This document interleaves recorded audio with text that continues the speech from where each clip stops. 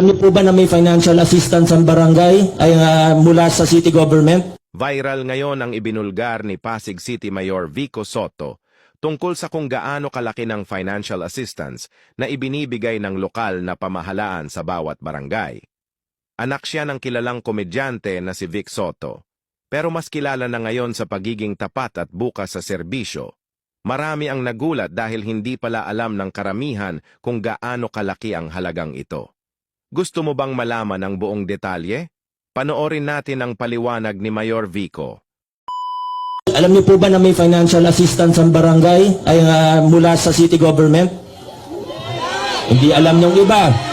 Hindi po nila sinasabi. Kada barangay, pag maliit na barangay, may 3 million kada taon mula sa lokal na pamahalaan. Hindi pa po tapos.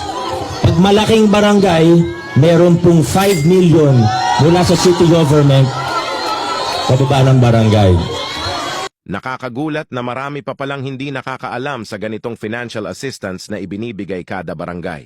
Kung totoo ngang malaki ang pondo, bakit parang hindi ito ramdam ng ilan sa mga residente? Saan napupunta ang pera? Dapat siguro ay mas maging transparent ang barangay sa paggamit ng pondo para alam ng tao kung paano ito ginagamit at kung sino talaga ang nakikinabang.